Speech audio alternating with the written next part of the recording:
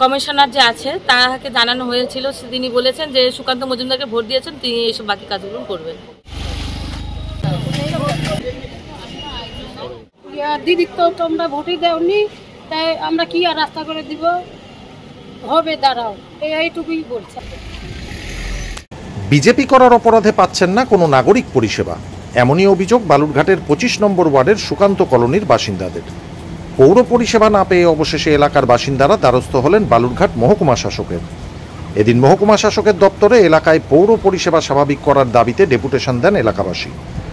বালুরঘাট পৌরসভার 25 নম্বর ওয়ার্ডের সুকান্ত কলোনি এলাকায় দীর্ঘদিন ধরে আবর্জনা পরিষ্কার করা হচ্ছে না। এলাকার রাস্তাগুলি জঞ্জাল থাকায় চলাচলের সমস্যা হচ্ছে সাধারণ মানুষের। পাশাপাশি রাস্তার আলোগুলি বন্ধ থাকায় সন্ধ্যের পর এলাকা অন্ধকারাচ্ছন্ন হয়ে থাকছে।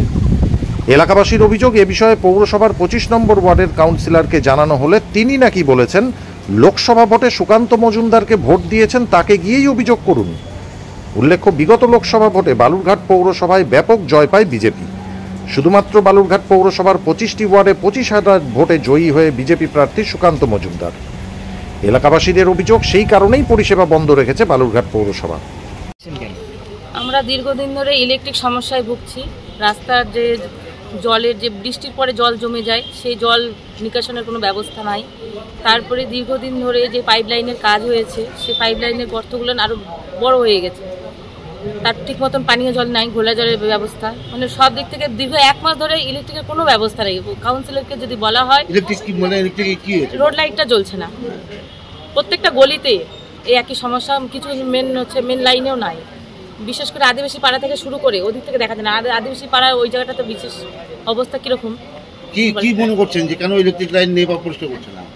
ইলেকট্রিক লাইন আমাদের যে কমিশনার যে আছে তাকে জানানো হয়েছিল, তিনি বলেছেন যে সুকান্ত মজুমদারকে ভোট দিয়েছেন, তিনি এইসব বাকি কাজগুলো করবেন। কোন ওয়ার্ড আপনাদের? আমাদের 25 নম্বর ওয়ার্ড। মানে বিজেপিকে ভোট দেওয়ার জন্য? হ্যাঁ, বিজেপিকে ভোট দেওয়ার জন্য আমাদের এই কাজগুলো থেকে আমরা বঞ্চিত হয়ে আছি। কোন এলাকা আপনাদের?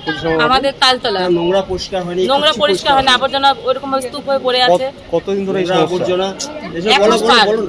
1 মাস পার, মানে ভোটের ফলাফল পার। হ্যাঁ, ভোটের ফলাফলের পর থেকে শুরু হয়েছে। কমিশনারকে জানালে কি বারবার একই কথা বলছে? হ্যাঁ, এবং আমি যখন বাড়ি থেকে বেরিয়ে আসছি তো সবাই ওই একই কথা বলে যে বিজেপিকে ভোট দেওয়া খুব ভুল হয়ে গেছে, যার জন্য কমিশনার কোনো কাজ করছেন না।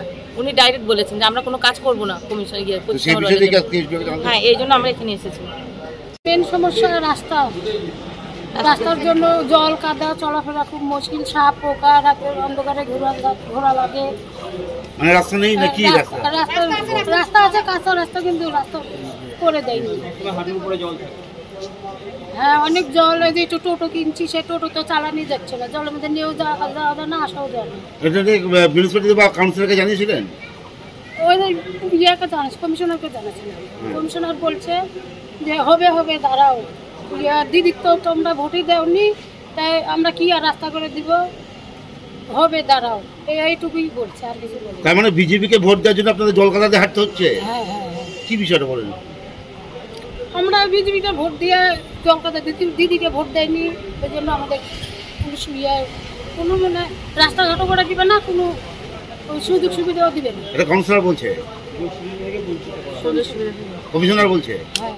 যদিও বালুরঘাট পৌরসভা ও 25 নম্বর ওয়ার্ডের কাউন্সিলরের পক্ষ থেকে অভিযোগ ভিত্তিহীন বলে জানানো হয়েছে। দক্ষিণ দিনাজপুর বালুরঘাট থেকে অমিত মহন্তের রিপোর্ট, সংবাদ বাংলা টিভি।